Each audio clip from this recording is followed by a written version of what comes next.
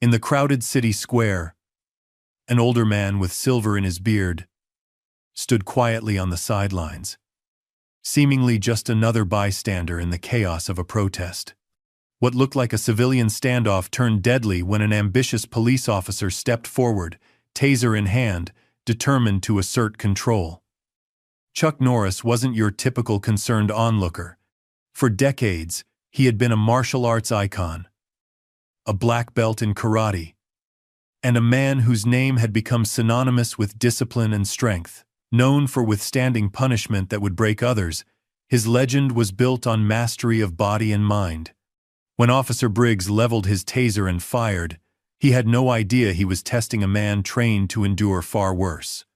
Chuck's calm defiance and strategic response, standing through the crackling current, then disarming his attacker without escalation, triggered a chain of consequences that spread across the city and beyond.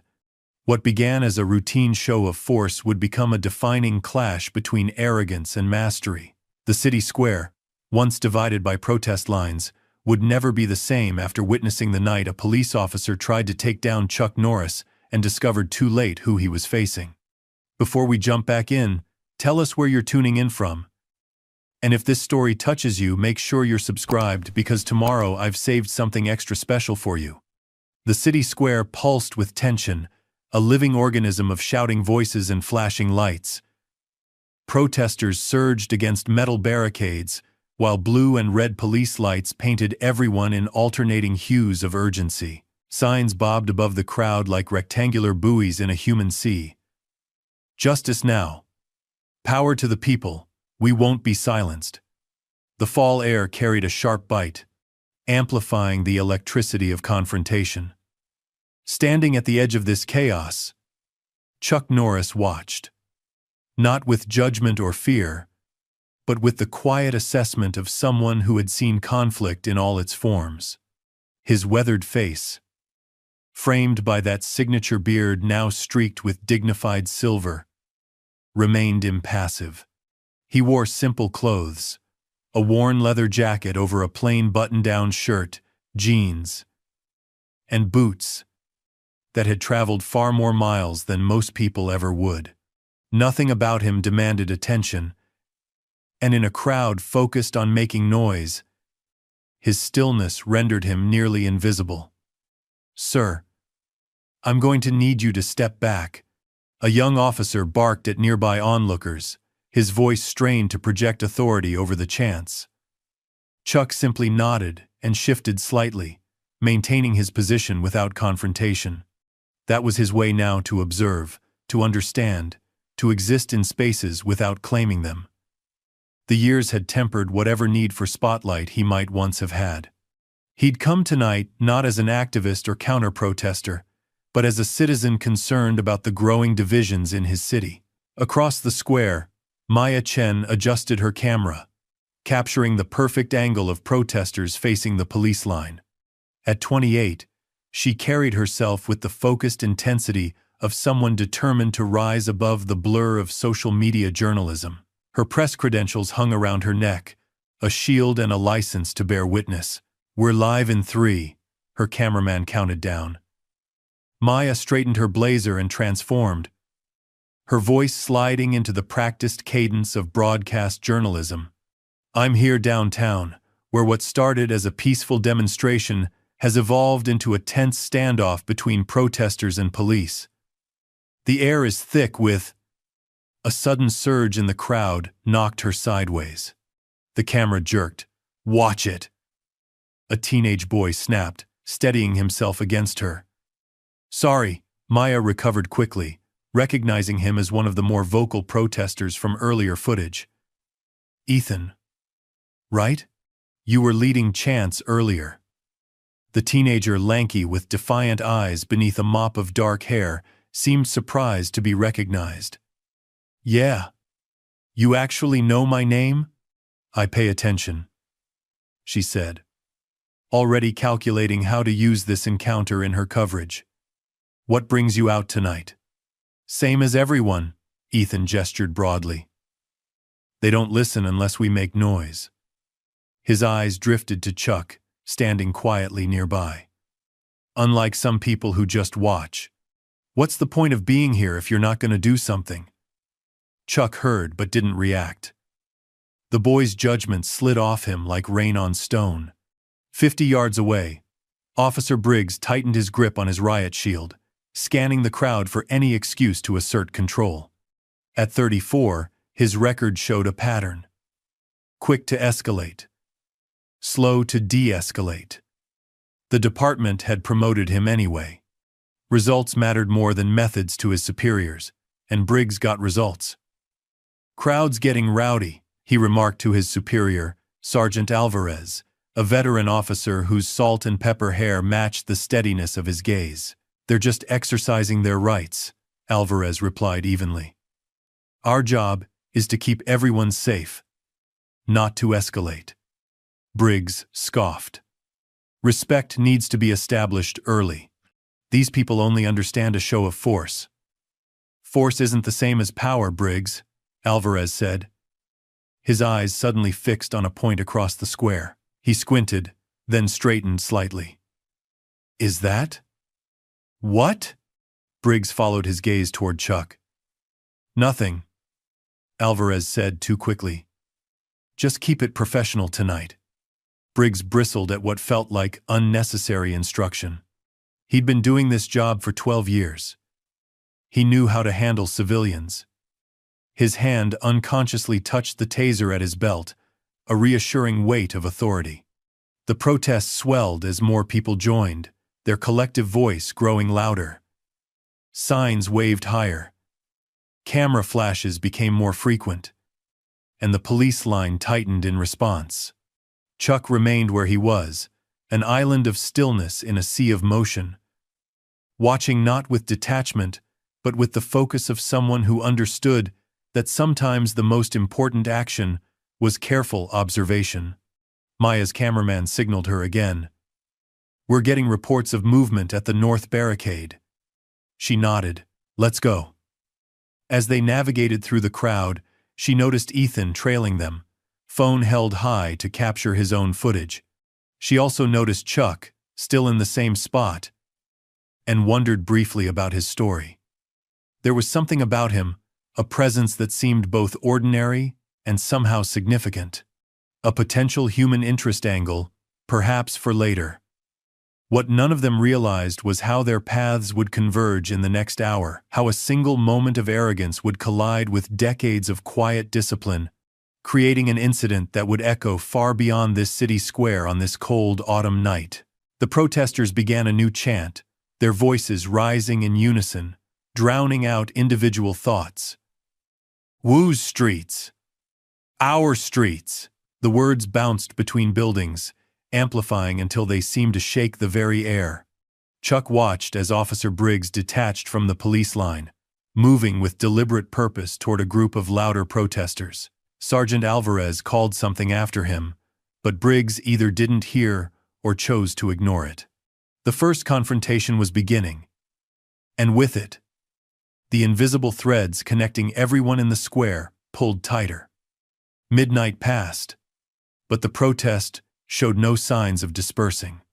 If anything, the darkness gave it new energy, as if the absence of daylight permitted greater expression of collective anger. News vans lined the perimeter, their satellite dishes extending toward the sky like mechanical flowers seeking light. Officer Briggs moved through the crowd with practiced intimidation, his hand resting obviously on his belt equipment, his posture designed to project unquestionable authority. Each interaction followed the same pattern. Approach. Tower over. Issue commands rather than requests. Most people stepped back. Those who didn't received additional attention. "Keep moving," he ordered a small group of protesters who had paused to rest. "No loitering. We have a right to be here," one woman challenged, though she shifted her weight nervously. "You have a right to peaceful assembly, not to block public access," Briggs countered, stepping closer until she retreated. Each small victory fed something in him. In a chaotic situation, he was the force that created order. People responded to his commands. They moved, when he told them to move. His authority wasn't just a badge and uniform, it was the certainty he projected, the consequences implied in his stance and tone. From across the square, Sergeant Alvarez watched with growing concern. He keyed his radio. "Briggs, return to the line.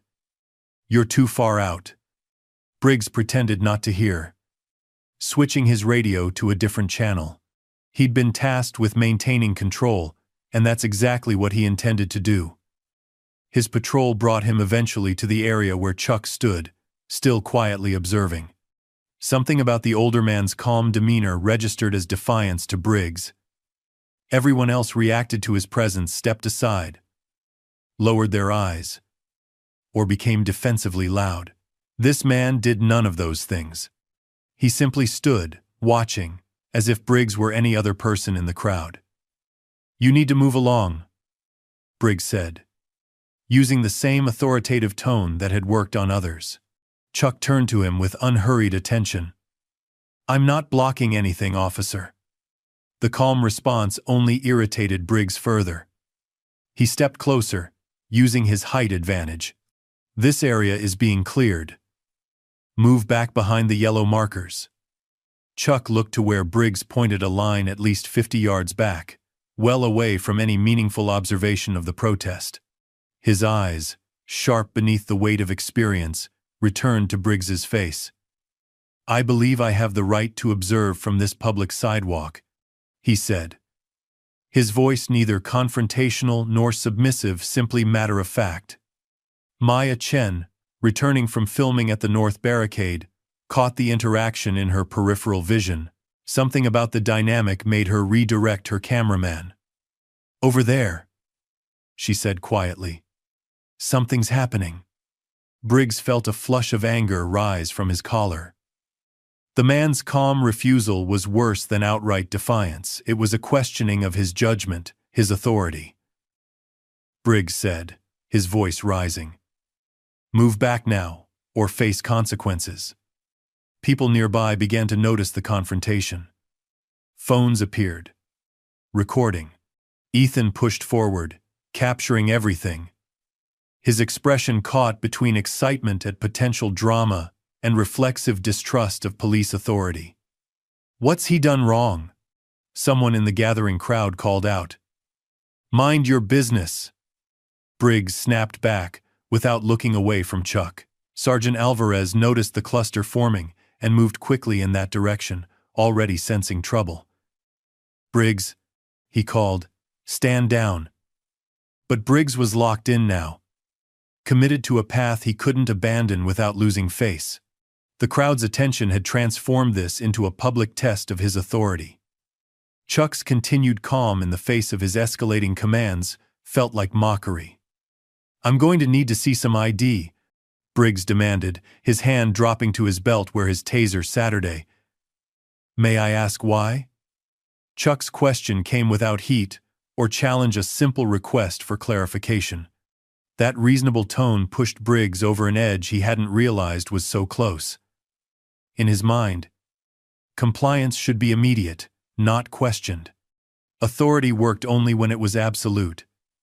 "Because I said so," he growled, unclipping his taser. "Hands where I can see them, now." The crowd gasped collectively. Phones lifted higher. Maya's cameraman zoomed in. Chuck slowly raised his hands to shoulder level, his movements deliberate and non-threatening. "Officer, I don't think this is necessary." "On your knees," Briggs commanded. Taser now drawn and aimed. Sergeant Alvarez pushed through the crowd. "Briggs, stand down immediately." Whether Briggs didn't hear through the rush of blood in his ears or simply couldn't back down now, he took Chuck's momentary hesitation as resistance. Without further warning, he fired the taser.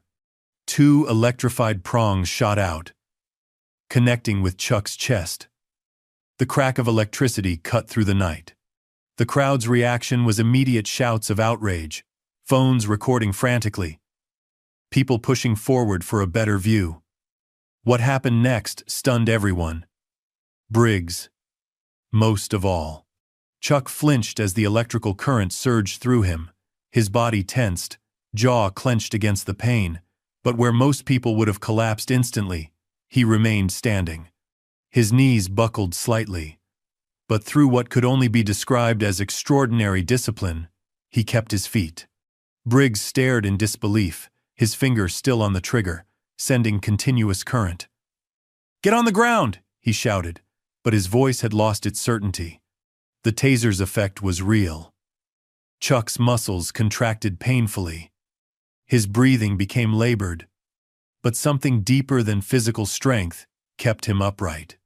Decades of martial arts training, of learning to control his body's response to pain, of mental discipline that had become as natural as breathing, all coalesced in this moment of truth. With tremendous effort, Chuck reached up with one shaking hand and gripped the taser wires. Then, with a deliberate movement that defied the electrical current still coursing through him, he pulled the prongs from his chest. The crowd fell silent. Dozens of cameras captured the impossible moment. Even Maya Chen, professional to her core, whispered an awed profanity into her live microphone. Sergeant Alvarez finally reached Briggs and physically pushed his arm down. "That's enough." Briggs stood frozen, taser still in hand, staring at the man who should be on the ground but wasn't. For the first time that night, perhaps for the first time in years, uncertainty crept into his expression. Chuck stood straighter now, freed from the electrical assault. His eyes, previously calm, had taken on a focus that seemed to cut through Briggs like a physical force. He hadn't moved toward the officer, hadn't raised his voice or his fists. He'd simply endured and overcome. And somehow, that was more intimidating than any threat could have been. The crowd began to whisper, the sound spreading like wind through leaves. "Did you see that?" He just stood there. "Who is this guy?" And then, from somewhere in the back, a voice of recognition. "Wait, is that Chuck Norris?" The name rippled through the crowd, gathering momentum with each repetition. Those old enough to remember looked again with widening eyes. Younger protesters checked their phones, searching images, confirming with growing excitement. Ethan, who had been filming everything, lowered his phone slightly. "Chuck Norris? The martial arts guy? No way." The square seemed to hold its collective breath. The protest, the police line, the original purpose of the gathering all temporarily forgotten in the face of this unexpected development. In the center of it all stood Chuck, still saying nothing, his steady gaze fixed on Officer Briggs, who now clutched his taser with a hand that had begun to tremble slightly. The spark of arrogance had been struck. Now everyone waited to see what flame would follow. The city square had transformed. What began as a protest, divided clearly between demonstrators and police, had reorganized itself around a new focal point. Chuck Norris stood at the center of an impromptu clearing, as people instinctively gave him space while simultaneously pressing forward to witness whatever might happen next. Telling and preparing this story took us a lot of time. So if you are enjoying it, subscribe to our channel. It means a lot to us. Now, back to the story. Officer Briggs remained where he was, taser now lowered but still in hand, his confident posture replaced by something more uncertain. Sergeant Alvarez stood beside him, one hand firmly on Briggs's shoulder, his expression tense with professional concern and personal recognition. "Do you have any idea what you've just done?" Alvarez muttered to Briggs, low enough that only the younger officer could hear. Briggs swallowed, his throat suddenly dry. He refused to comply. "That's Chuck Norris, you idiot!" Alvarez hissed. The name finally registered fully with Briggs. Not just a random, difficult civilian, but a martial arts legend, a man whose capabilities were so renowned they had spawned an entire category of hyperbolic jokes about invincibility. The realization should have made Briggs retreat. but pride kept him rooted. Backing down now, in front of so many cameras, felt impossible. Chuck reached up with deliberate calm and straightened his jacket, then brushed at the small holes where the taser prongs had penetrated the fabric. His movements were unhurried. Precise, the economy of motion that comes from decades of disciplined training. "Sir," Alvarez said, stepping forward, placing himself partially between Chuck and Briggs, "on behalf of the department, I apologize for this incident." Chuck acknowledged him with a small nod but said nothing. The absence of an outburst, no shouted threats, no demands for badge numbers, no dramatic declarations of lawsuits to come, was somehow more unsettling than any reaction could have been. The crowd had begun to shift allegiance, their collective focus no longer on the original protest, but on this unexpected confrontation. Phones recorded from every angle.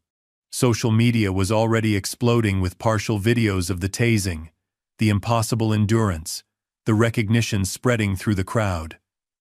"Chuck! Chuck! Chuck!"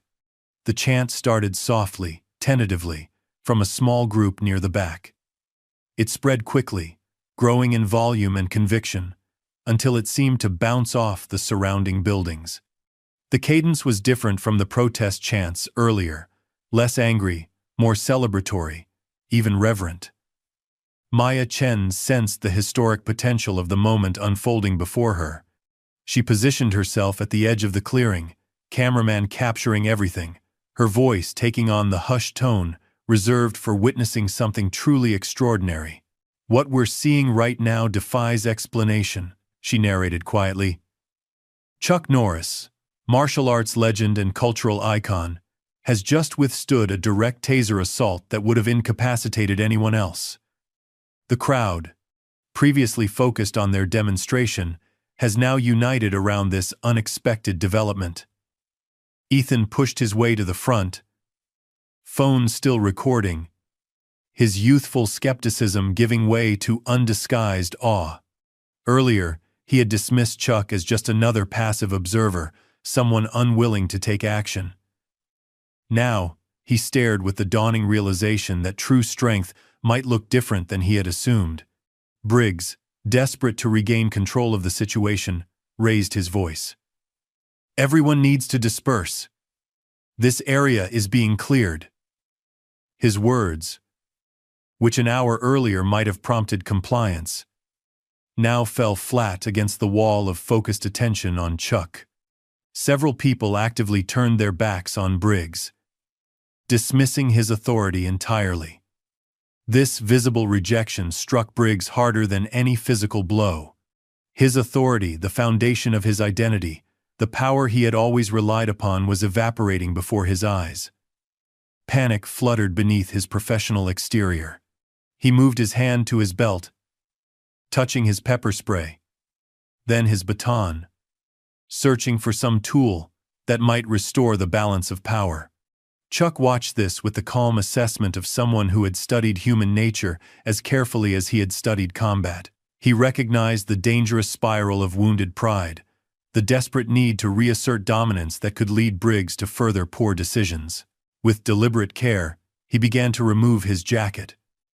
The simple action captured everyone's attention. Chuck folded the jacket neatly and handed it to a nearby protester, a middle-aged woman who accepted it with visible reverence. He rolled up his sleeves methodically, revealing forearms corded with lean muscle that belied his age. "Sir," Alvarez tried again, genuine concern in his voice, "there's no need for this to escalate further." Chuck finally spoke, his voice quiet but carrying clearly in the sudden hush that had fallen over the crowd. "I agree, Sergeant." Those two simple words, delivered without heat or challenge, somehow carried more weight than any threat. This wasn't a man preparing for confrontation. This was a master creating space for de-escalation, offering Briggs a path to retreat with dignity. But Briggs, trapped in his spiral of insecurity and pride, saw only a challenge. "You're interfering with police business," he said, voice rising to carry to the crowd. "I'm placing you under arrest." A collective intake of breath, swept through the onlookers. Phones lifted higher. The chanting stopped as everyone waited to see what would happen next. Chuck stood perfectly still, neither advancing nor retreating, his posture balanced and centered.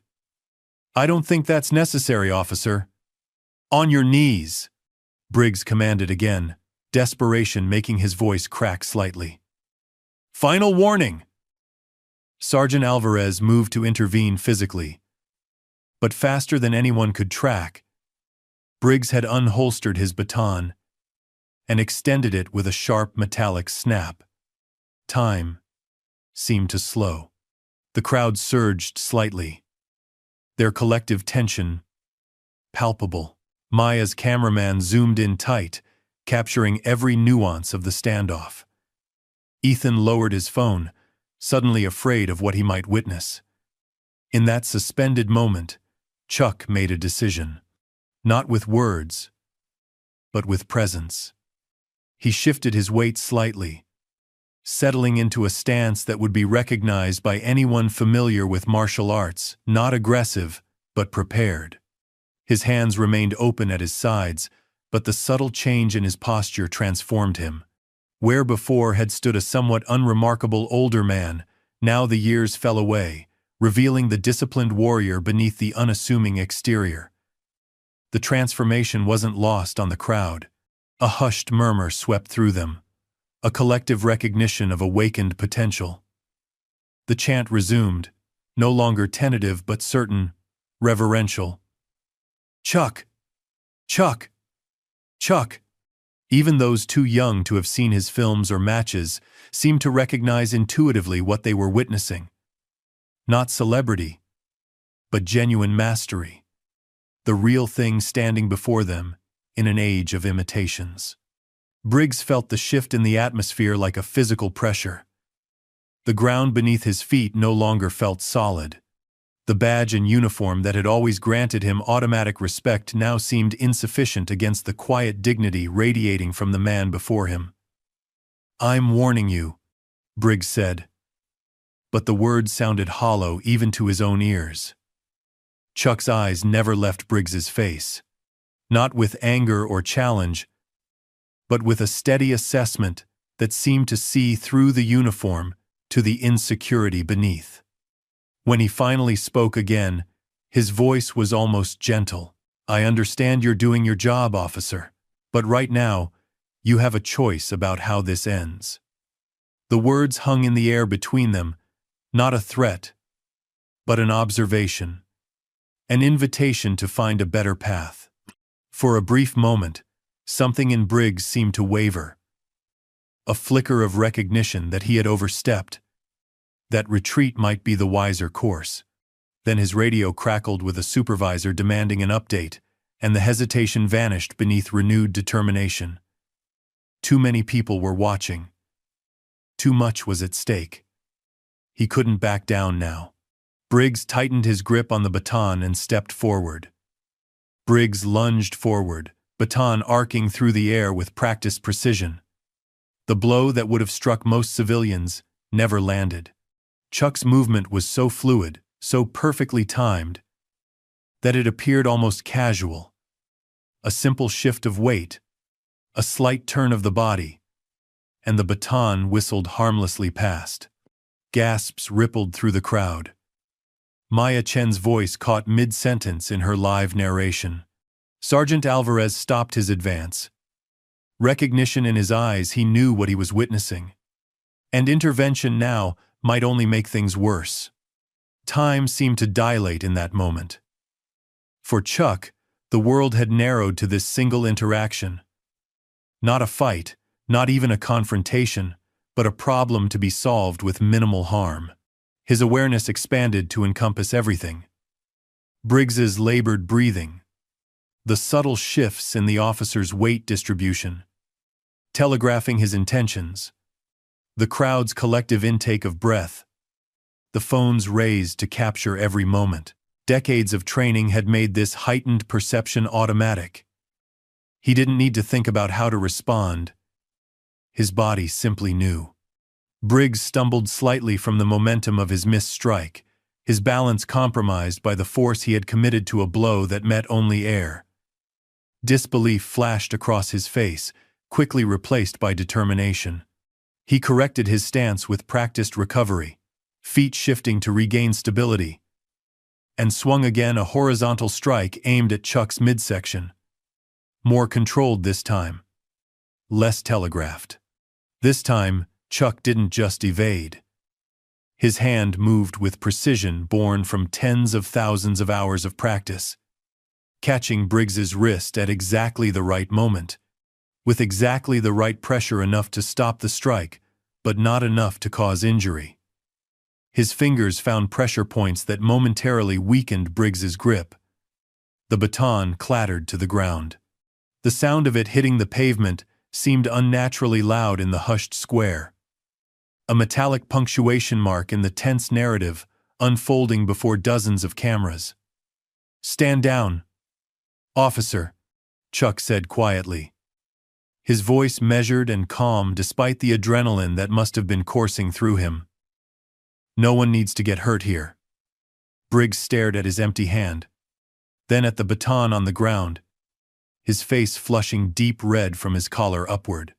The public disarmament was more than a tactical defeat. It was a humiliation witnessed by hundreds of present observers and soon to be seen by millions online. Training and procedure disappeared beneath a wave of raw emotion. With a wordless shout that seemed torn from somewhere primal, he charged forward, attempting to tackle Chuck to the ground. What happened next seemed to unfold in slow motion for those watching. Chuck sidestepped with minimal movement, no wasted energy, no dramatic evasion. His hands found precise pressure points on Briggs's extended arms, not striking but redirecting. Not opposing force but channeling it.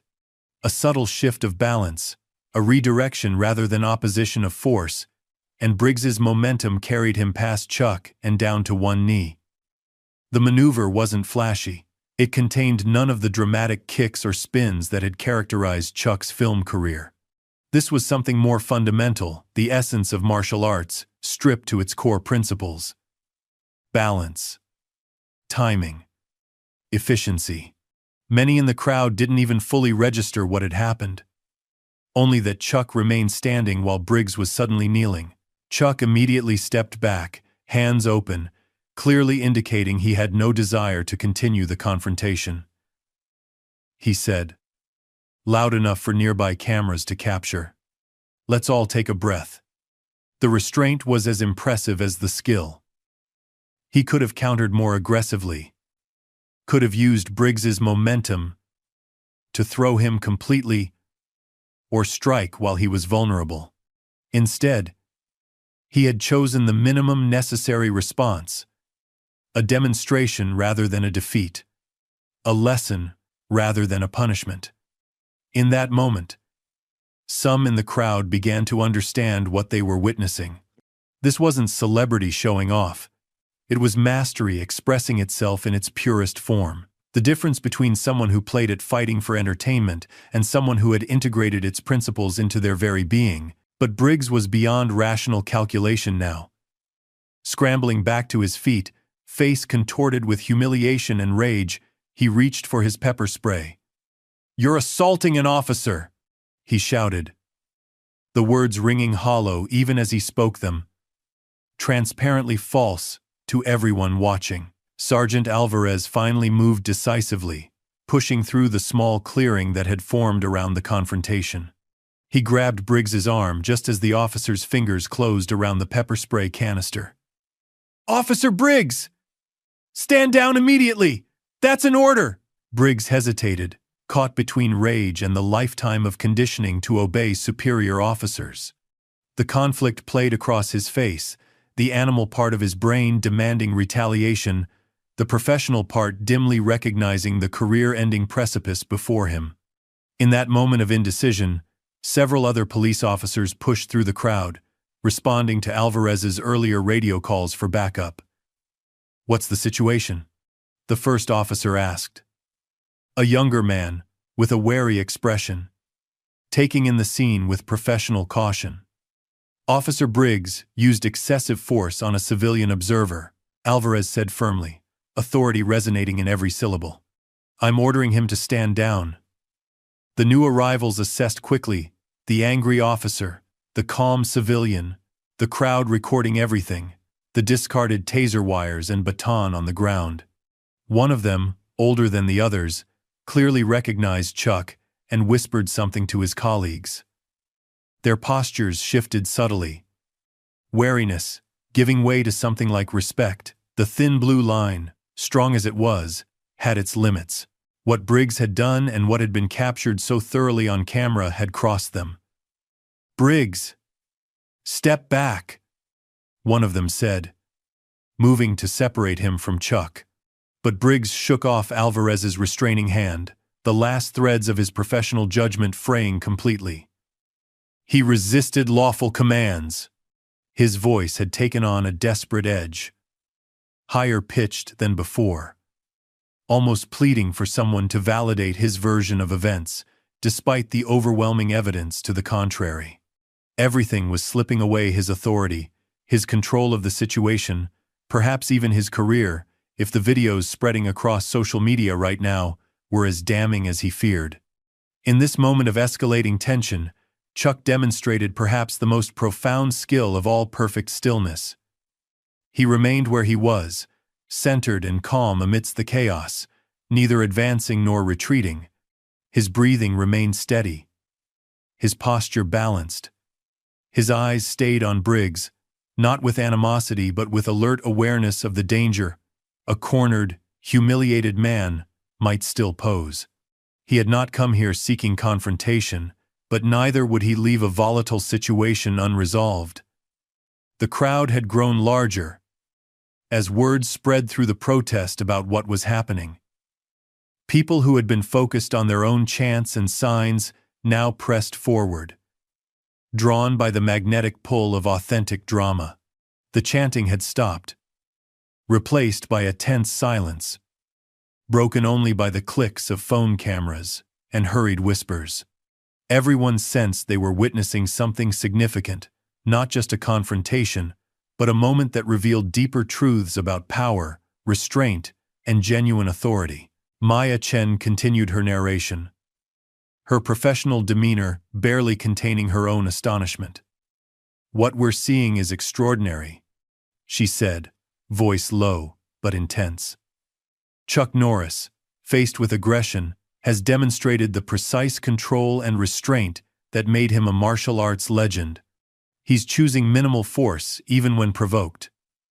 Her cameraman zoomed in on Chuck's face, capturing the focused calm in his eyes, not the vacant stare of someone disconnected from the situation, but the present awareness of someone fully engaged yet perfectly centered. Ethan had lowered his phone, no longer recording, but simply watching with undisguised awe. The cynicism that had armored him through adolescence cracked in the face of authentic mastery. He had come to the protest believing that power came from volume, from disruption, from forcing others to acknowledge you. Now he witnessed a different kind of strength, one that didn't need to announce itself to be recognized, one that commanded respect without demanding it. "Holy shit," he whispered to no one in particular. "That's the real deal." Briggs made one final, desperate attempt to salvage the situation, or perhaps simply to save face, to avoid the complete collapse of the identity he had built around his badge and uniform. "All of you, back up now," he shouted at the crowd, pepper spray still in hand, voice cracking with strain. "This is an active situation!" No one moved. Not a single person took a step back. The collective decision to stay, to witness, to record, was itself a kind of power. The power of accountability, of bearing witness.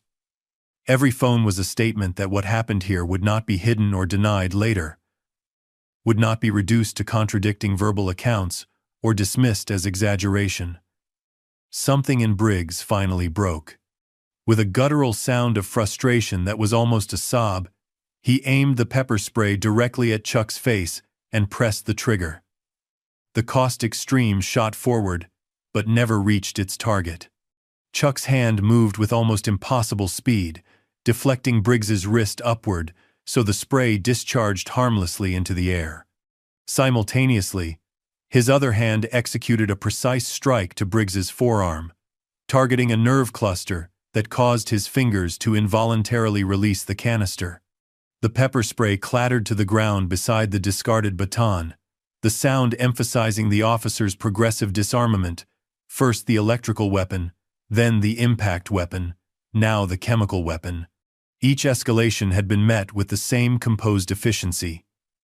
Each threat neutralized with the minimum necessary force. This time, the crowd's reaction was audible, a collective gasp, followed by scattered applause and renewed chants of Chuck's name. The speed and precision of the defense seemed to confirm for everyone that they were indeed witnessing something beyond ordinary human capability. Not superhuman in the literal sense, but the upper limits of what dedicated human discipline and training could achieve. Chuck! Chuck! Chuck! The chant spread rapidly. No longer tentative, but full-throated. Reverential. People who had been recording lowered their phones momentarily to join in, though most quickly raised them again, unwilling to miss a moment of what was unfolding. The new officers moved in quickly now, two of them restraining Briggs, who had finally run out of weapons and will to fight. His shoulders slumped visibly as the reality of what he had done and what had been captured on dozens of cameras began to sink in. The manufactured confidence that had carried him through years of bullying disguised as authority drained away, leaving behind the insecure man who had always hidden beneath the uniform. "You're relieved, Briggs," Alvarez said firmly. "Report back to the station immediately." There was no need to add, "and surrender your badge and gun."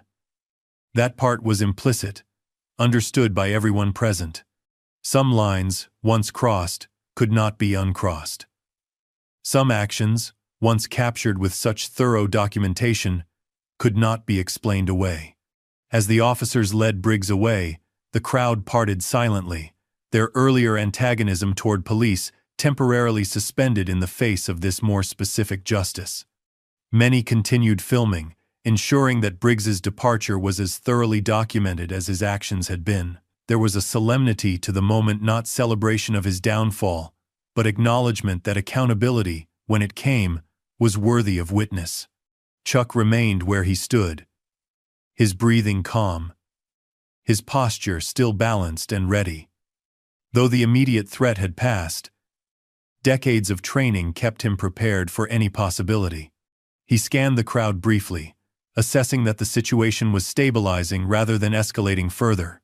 Only when Briggs had been fully removed from the scene did Chuck allow himself a slight relaxation of his guard, his stance softening almost imperceptibly. Sergeant Alvarez approached him with visible respect, not the cautious deference shown to celebrities but the genuine recognition one professional offers another. "Mr. Norris, I can't apologize enough for Officer Briggs's actions. If you'd like to file a formal complaint, I'll personally ensure it's processed properly." Chuck considered this for a moment, then shook his head slightly. "I think there's been enough documentation tonight, Sergeant. What happens next is between Officer Briggs and your department." The response measured, without vindictiveness or a desire for further punishment, seemed to impress Alvarez even more than the physical skills Chuck had demonstrated.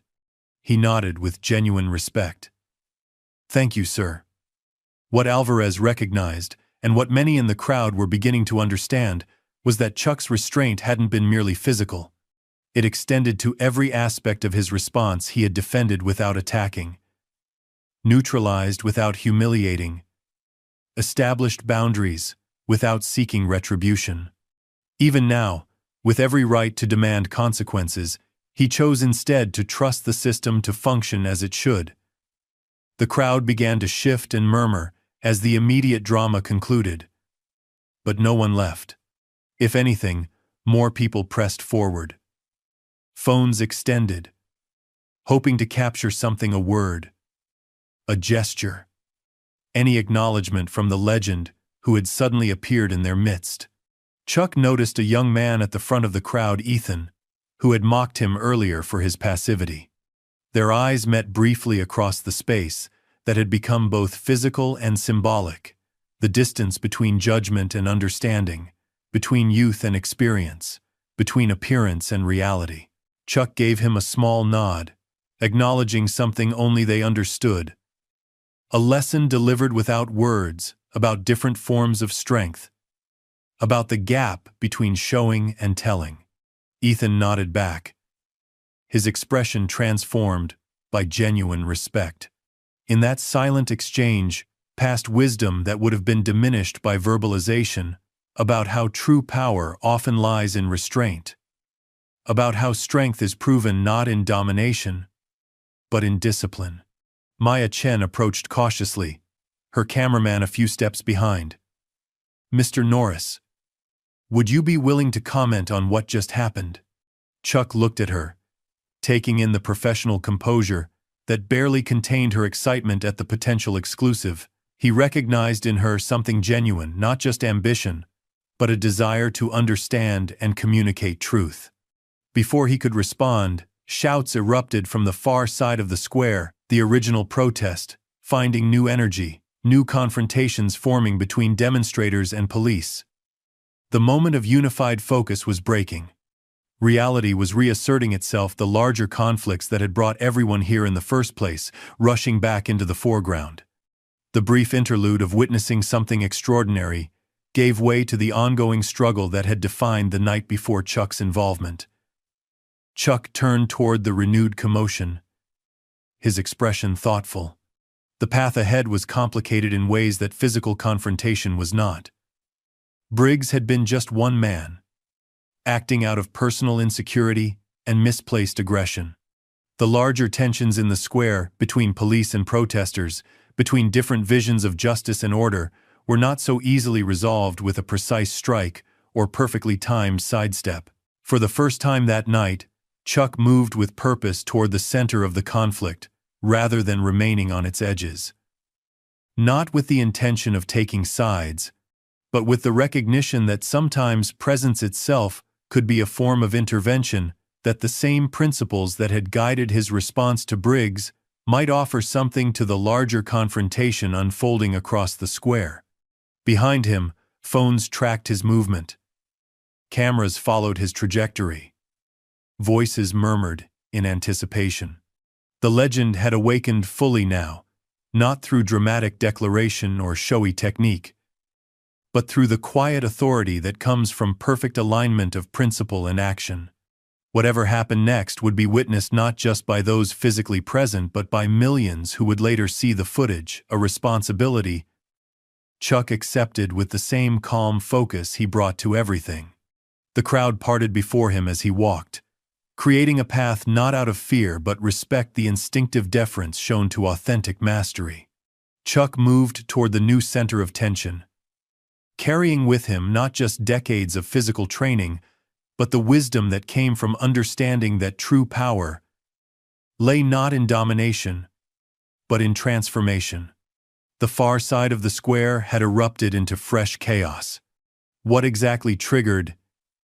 It remained unclear whether a protester crossed a line, an officer pushed too hard, or simply the collective tension, finding a new focal point after Chuck's confrontation with Briggs concluded.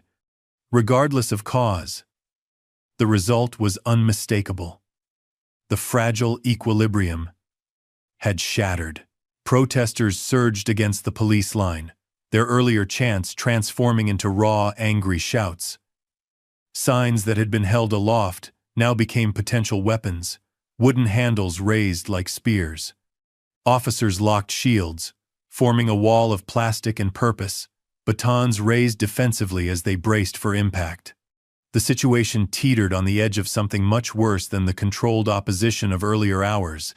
The invisible line between protest and riot, between expression and violence, was fraying with each passing second. Chuck moved toward this new center of conflict with deliberate calm, his pace unhurried yet purposeful.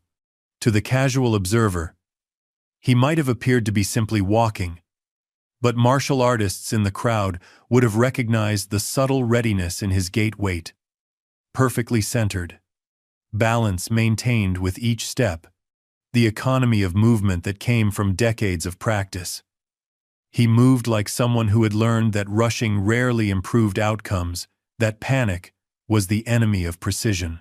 People instinctively made way for him, creating a path through the densely packed crowd.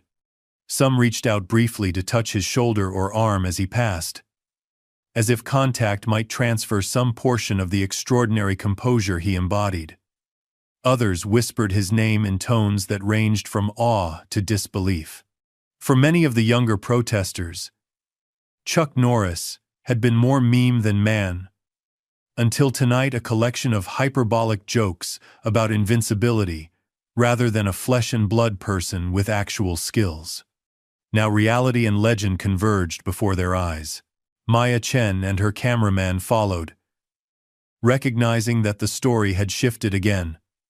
Chuck Norris is now moving toward the renewed confrontation, she narrated as they walked, maintaining professional composure despite the electricity of the moment. After diffusing one volatile situation, he appears to be intervening in another. Her cameraman kept the focus tight on Chuck's back as he moved through the crowd, capturing the almost surreal calm he maintained amidst the growing chaos. The contrast was visually striking all around him. Faces were contorted with emotion, bodies tense with anticipation of conflict, voices raised in anger or fear. Yet Chuck moved through it all like still water through rapids.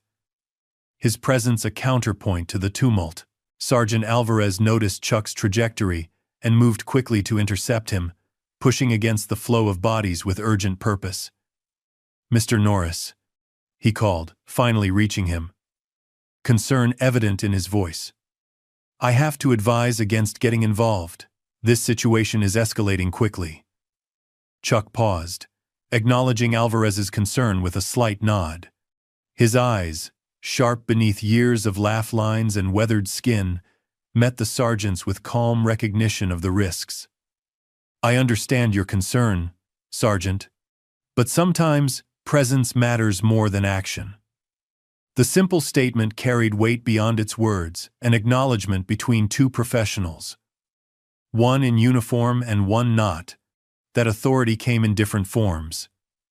Alvarez hesitated, torn between protocol and the recognition that conventional approaches weren't working. Before he could respond, a glass bottle shattered against a nearby wall, thrown by someone in the crowd. Though in the chaos, it was impossible to identify who. The sound was like a starting pistol, triggering simultaneous surges from both sides. Protesters pushed forward with renewed determination. Police raised batons higher, their defensive posture shifting subtly toward offensive readiness. The moment of violent contact seemed inevitable. Chuck resumed his advance, now moving more quickly but still without apparent urgency. Each step was measured, deliberate, his eyes constantly scanning the unfolding situation. He positioned himself precisely at the friction point where protesters met police, turning so that he faced the crowd rather than the officers. The positioning was deliberate, a physical statement that he was not confronting law enforcement but addressing the citizens. It placed him in the most vulnerable position possible, his back to armed officers, facing the unpredictable energy of the crowd. Yet, there was no hesitation in his movements, no evidence of fear in his posture. The protesters nearest him faltered, momentum broken by his unexpected presence. Those behind continued pushing forward for a moment before awareness spread that something had changed.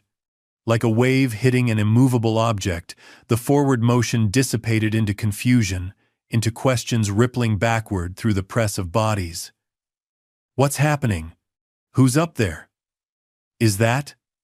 Chuck raised his hands slightly, not in surrender, but in a universal gesture for pause, for attention.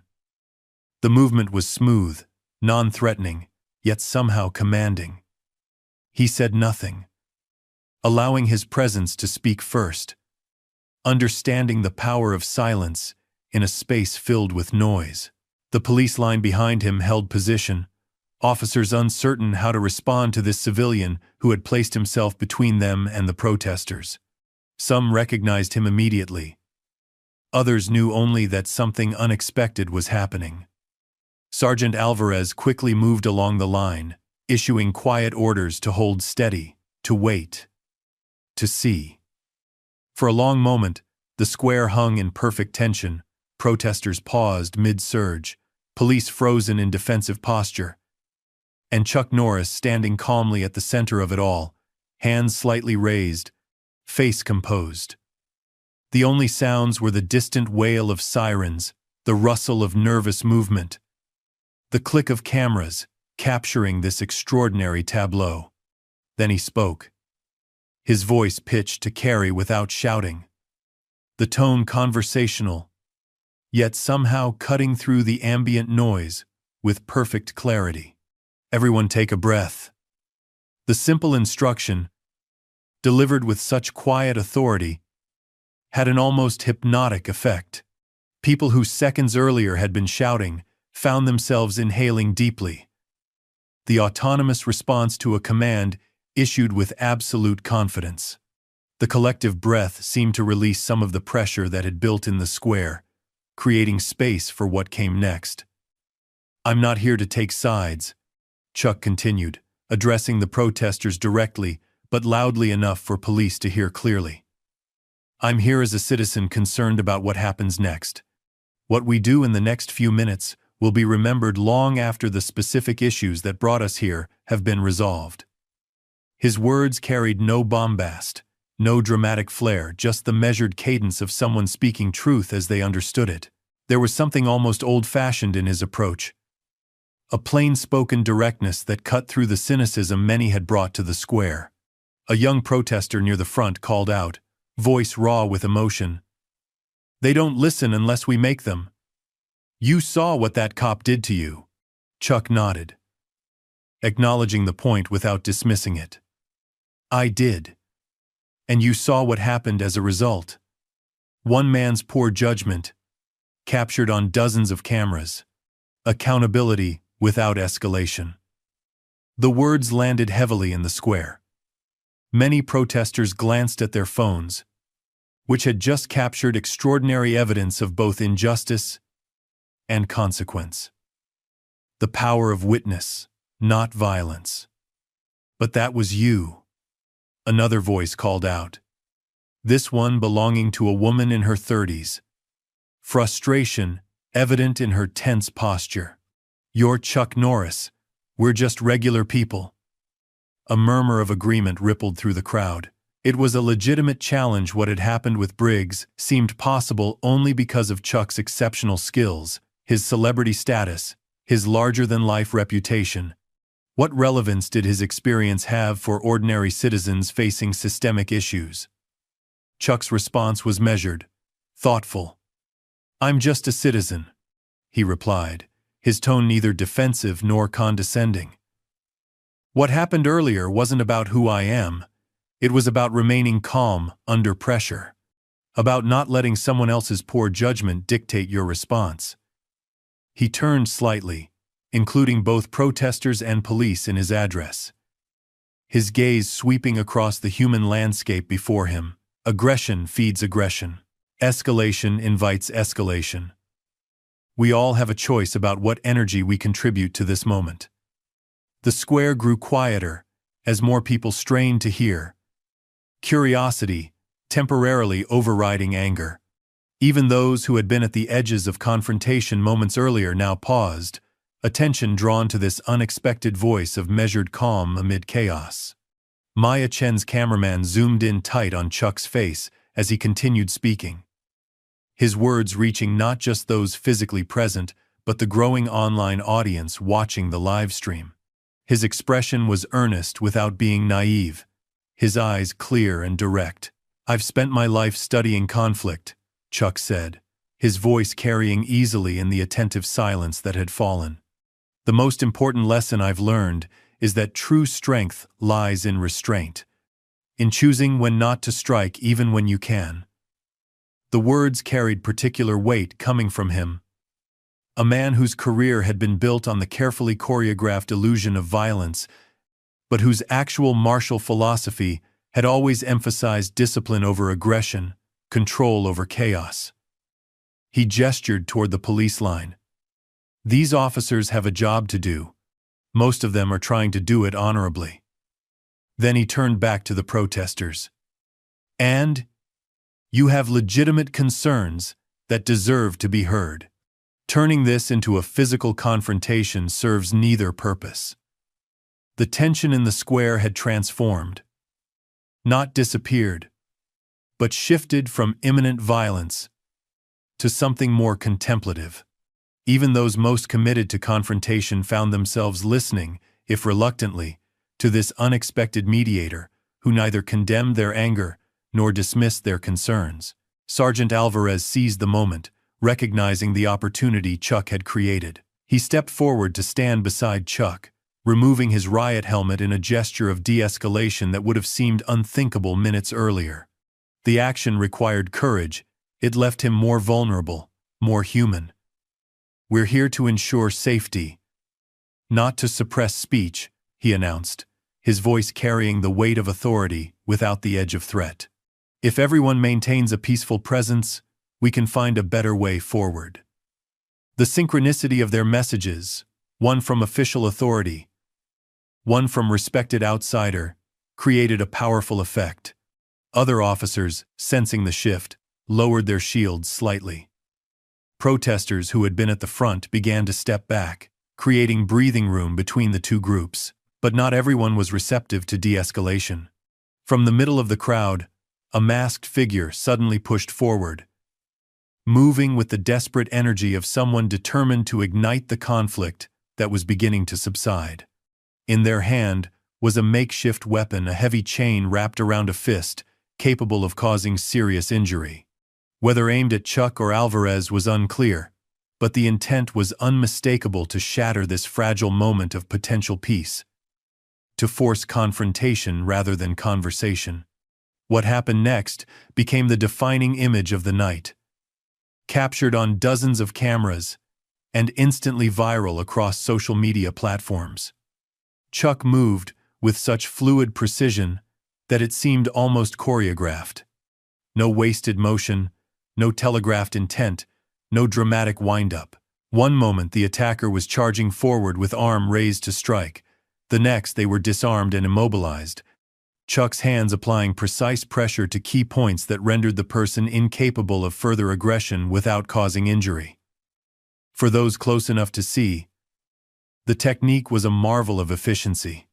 Chuck had targeted nerve clusters and pressure points rather than striking vulnerable areas, had controlled rather than punished, had neutralized the threat with surgical precision while causing minimal harm.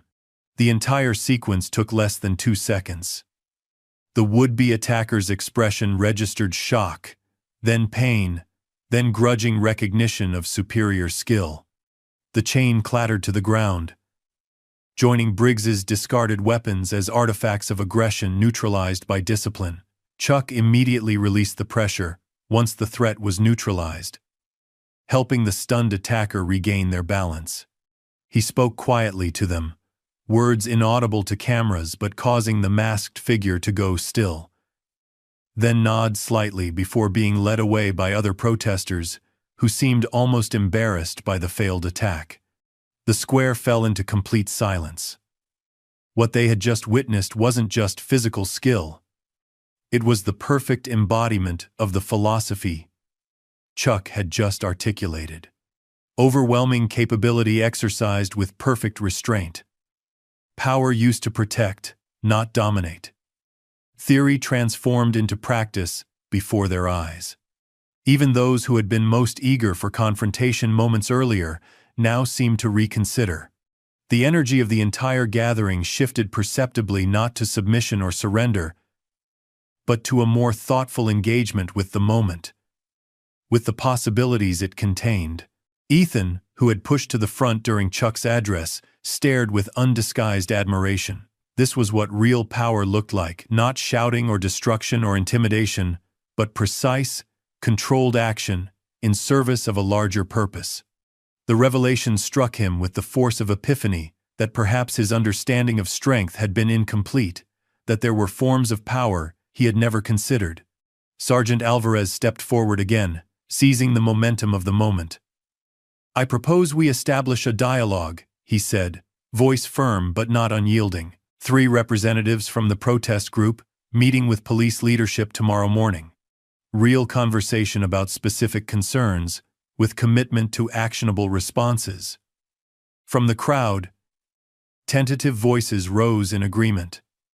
Not universal, but significant. The momentum had shifted not to surrender or acquiescence, but toward engagement rather than confrontation. The possibility of constructive dialogue, which had seemed impossible minutes earlier, now felt within reach. Chuck stepped back. His role complete, he had not taken over. He had simply created space for better choices. The decisiveness of his intervention with the attacker had demonstrated what was possible when skill met restraint, and that lesson resonated beyond the immediate moment, beyond the specific concerns that had brought everyone to the square. Maya Chen approached him as he moved toward the edge of the gathering. "Mr. Norris, what you just did was extraordinary.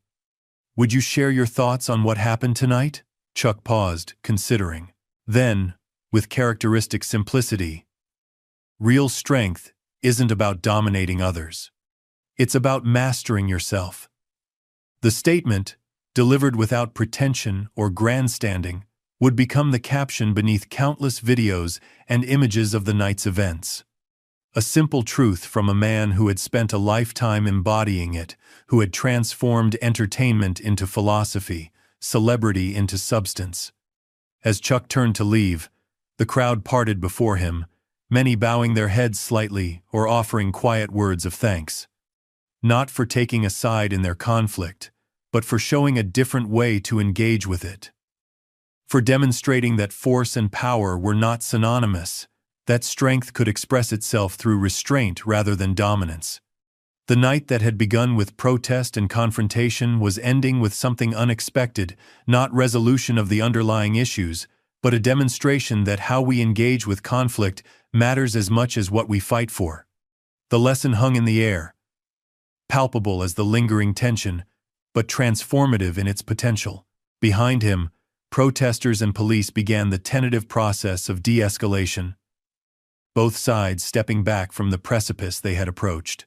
Phones recorded this too, the moment when violence became choice rather than inevitability, when different possibilities opened in the space created by one man's extraordinary discipline, and through it all, Chuck Norris walked away without fanfare.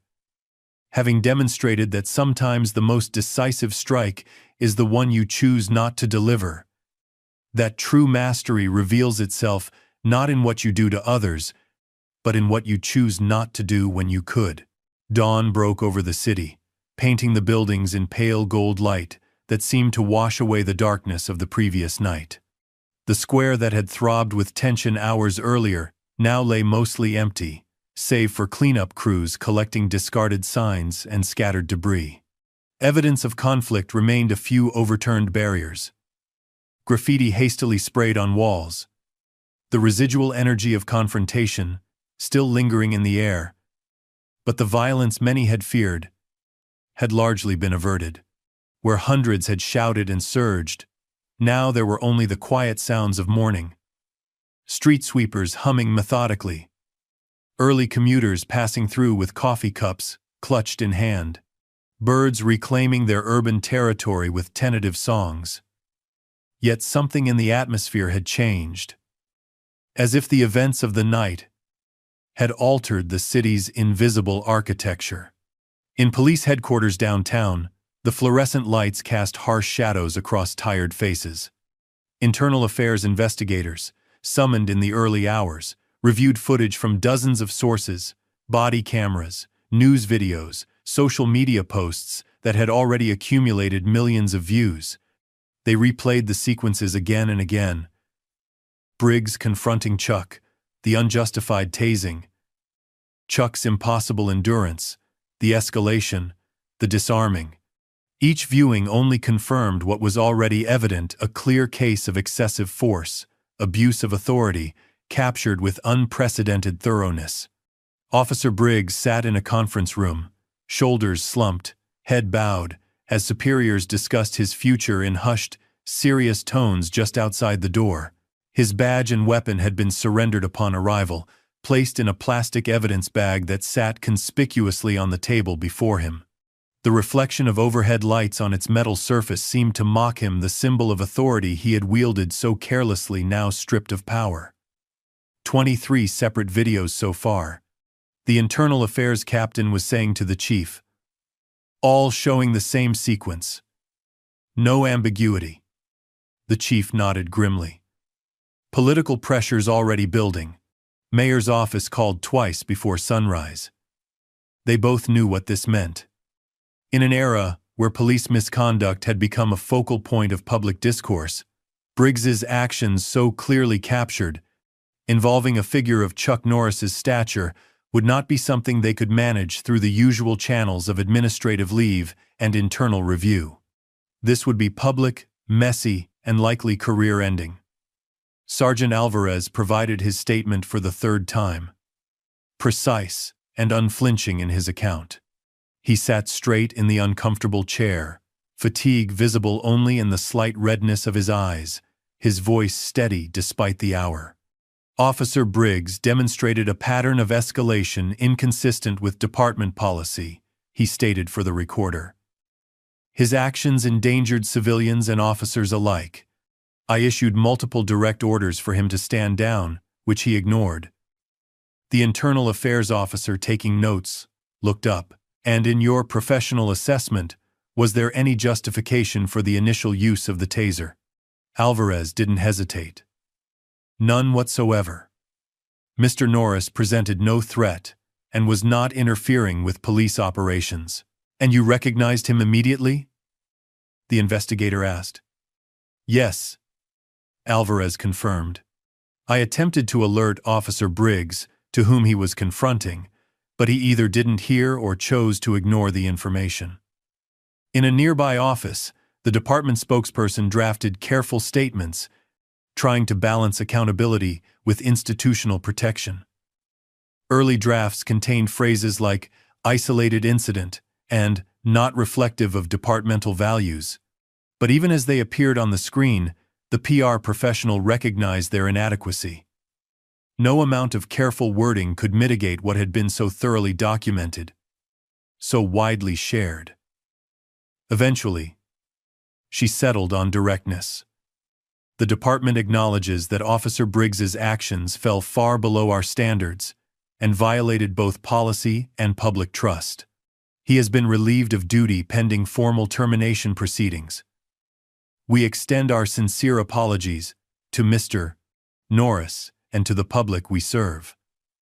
Across town, in a modest hotel room he had chosen precisely because it wasn't where celebrities typically stayed, Chuck Norris performed his morning routine with the same disciplined focus he applied to everything. The events of the previous night had neither accelerated nor disrupted the patterns established over decades: precise movements through familiar kata, meditation in the morning light, then a simple breakfast. His phone, silenced, accumulated hundreds of notifications, interview requests from major networks, statements of gratitude from protest organizers, offers for appearances, messages from old friends who had seen the footage. A text from his agent simply read, "Call me. Now." He ignored them all for now, choosing instead to center himself in the quiet morning hours. Last night had not been about publicity or acclaim. It had been about presence, being in the right place at the moment when his particular skills could make a difference. The aftermath, with its inevitable attention, was secondary to the act itself. As he completed his breakfast, he finally picked up his phone, scrolling through the messages with calm detachment. He paused on one from an unexpected source, Officer Briggs. The message was brief but significant. "I was wrong. I'm sorry." Thank you for showing restraint." Chuck read this with particular attention. The humility required for such an acknowledgement suggested that perhaps the most important lesson of the night had landed where it was most needed. He composed a simple reply. "Respect is earned through actions, not force. It's never too late to choose a different path." After careful consideration, he responded to one interview request, not from a major network or viral platform, but from Maya Chen, whose professionalism throughout the events had impressed him. Her coverage had been neither sensationalistic nor superficial, maintaining focus on the substance of what had occurred rather than merely its spectacle. Maya Chen sat in an editing booth at her network studio, reviewing footage with producers who had been summoned early to deal with what had quickly become their biggest story of the year. What had begun as routine protest coverage had transformed into something career-defining. Her narration played over the extraordinary sequence of events. Chuck withstanding the Tazer, the confrontation with Briggs, the decisive intervention in the larger conflict. What we witnessed last night transcended the specific issues of the protest. Her voice narrated over the climactic moment when Chuck neutralized the attacker. It became a masterclass in the difference between true authority and mere power, between strength and force. The producers nodded approvingly. This wasn't just local news anymore. This was going national, possibly international. Offers to purchase licensing rights for the footage were already coming in from major networks and online platforms. "Have you secured an exclusive follow-up?" the senior producer asked, recognizing the potential for even greater impact. Maya checked her phone, surprised to see a notification. "Actually, yes. He's agreed to meet this afternoon." The producer leaned forward, excitement breaking through professional reserve. "Where? When? We'll need to send a full crew." "No," Maya interrupted firmly. "Just me, and one camera operator." Those were his terms. The producer looked ready to argue, but thought better of it. The footage they already had was extraordinary enough. Alienating its central figure would be foolish. "Fine. But get us something substantial. The whole country is watching." In a downtown apartment, cluttered with textbooks and protest materials, Ethan sat cross-legged on his bed, scrolling through the videos he'd captured. He'd posted some immediately last night, and they'd already accumulated thousands of shares, comments flooding in from people expressing amazement, respect, even reverence for what they had witnessed. But he'd kept one clip private the moment early in the evening when he had mockingly dismissed Chuck as just another passive observer, an older man unwilling to engage. "What's the point of being here if you're not going to do something?" his recorded voice asked with the casual arrogance of youth. The contrast between his judgment then and his understanding now was stark. He had mistaken Chuck's calm observation for apathy, his restraint for weakness. Like Officer Briggs, he had assumed that real strength announced itself loudly, that effective action required dramatic visibility. After careful consideration, he posted this clip too, with a caption that reflected his transformation. "I judged him for watching, instead of shouting. Then I saw what real strength looks like." Lesson learned.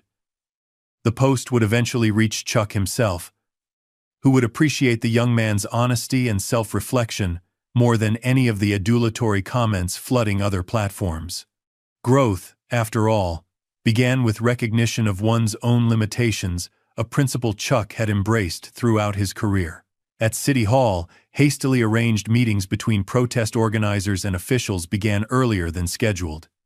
The energy was different from previous encounters, still tense with unresolved grievances, but tempered by the shared experience of the previous night. One organizer opened by acknowledging the de-escalation that had occurred. "Last night could have gone very differently," she noted, spreading her hands on the conference table.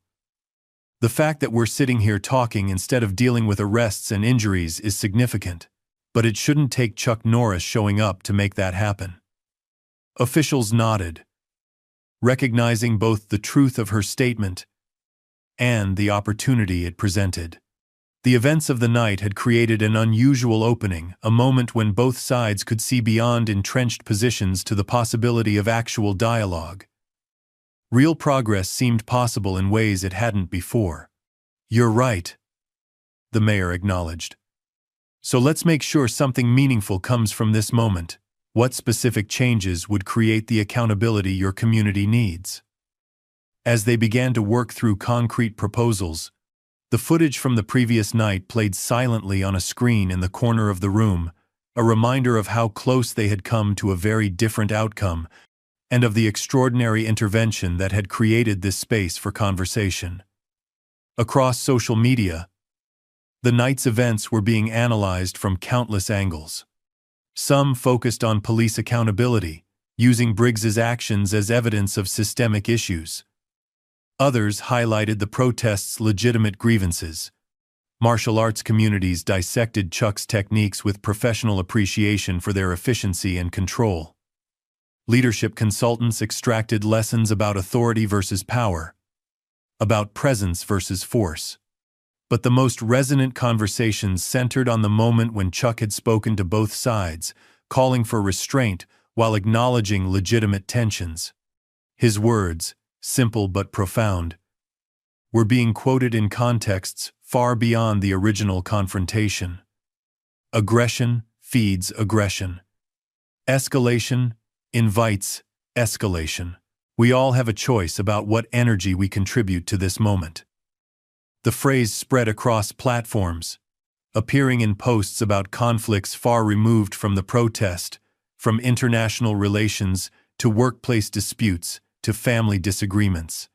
Something about its straightforward wisdom resonated across contexts, offering a principle that applied at every scale of human interaction.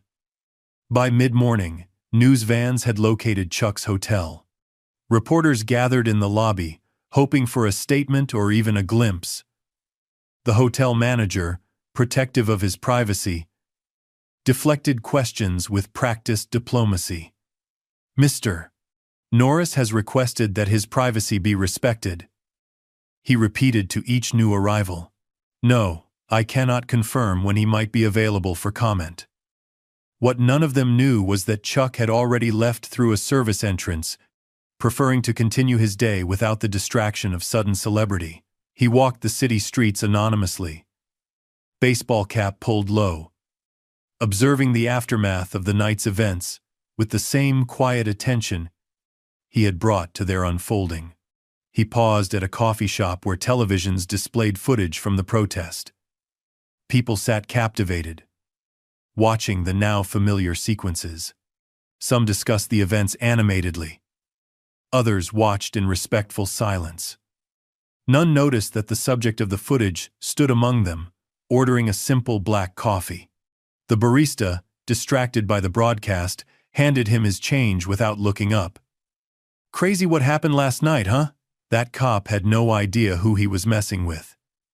Chuck accepted the coffee with a small smile. "Sometimes we all need reminders about assumptions." The barista nodded absently, attention already returning to the television.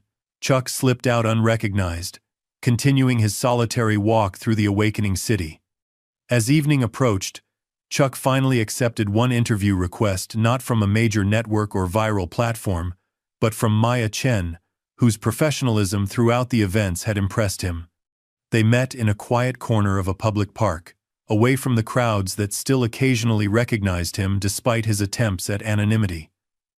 "Thank you for speaking with me," Maya began, her cameraman setting up discreetly. "The footage from last night has been viewed millions of times already. People are calling it a defining moment in how we think about conflict resolution and true authority." Chuck nodded slightly, neither accepting nor rejecting the characterization. "What happened last night wasn't about me. It was about choices we all face, whether to escalate or de-escalate, whether to respond to aggression with more aggression or with something different. But your extraordinary skills made those choices possible," Maya noted. Not everyone could have neutralized those threats so effectively. The physical skills were just tools, Chuck replied, his voice carrying the quiet conviction of someone who had spent decades refining both technique and philosophy. What mattered was the mindset behind them. Anyone can choose restraint over escalation, listening over shouting, presence over force. Those choices don't require martial arts training.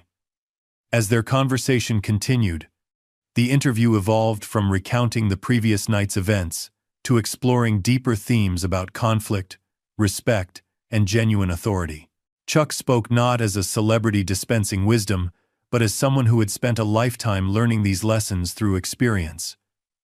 When the interview concluded, Maya thanked him with genuine respect. "This will air tonight. I hope we've done justice to your perspective." Chuck nodded appreciatively. The truth rarely needs embellishment. As the sun began to set, casting long shadows across the city that had witnessed such extraordinary events, Chuck made one final stop before leaving. He returned to the square where everything had happened, now largely empty. As the day's renewed protests had moved to City Hall, he stood quietly in the spot where he had faced Officer Briggs, then where he had addressed the crowd at the moment of greatest tension. The space felt different now, marked by what had occurred, but also by what had been prevented. Violence had given way to dialogue, confrontation to engagement. Not because issues had been resolved, but because enough people had chosen a different approach to addressing them. A maintenance worker recognized him as he stood there and approached hesitantly. "Sir, I just wanted to say thank you. My son was one of the protesters last night. The way things were going, I was scared for him. What you did changed everything." Chuck acknowledged this with a respectful nod. "Your son and others like him changed things by choosing to listen when they could have chosen otherwise. That takes its own kind of courage." As darkness fell, Chuck Norris left the square and the city, returning to the quiet life he had built away from spotlights and cameras. He knew the footage would continue to circulate. The story would continue to be told in various ways. Some would emphasize the physical skills he had demonstrated, others the philosophy he had articulated. But the true impact would be measured in smaller, less visible ways, in a young protester who approached conflict differently after what he had witnessed, in a police officer who reconsidered his approach to authority, in countless conversations about the nature of genuine strength versus the illusion of power. The night had created a moment of collective clarity, a vivid demonstration that true mastery isn't about dominating others, but about mastering oneself. That respect cannot be demanded through force but must be earned through actions. That sometimes the most powerful statement is made not through aggression but through its deliberate absence. And perhaps most importantly, that in moments of greatest tension, we all have a choice about what we contribute: escalation or calm, reaction or response, force or presence. Up next, we have two more incredible stories that are waiting for you. Just click the image you want to watch and it will take you there. If you enjoyed this video, make sure to subscribe. It would mean a lot.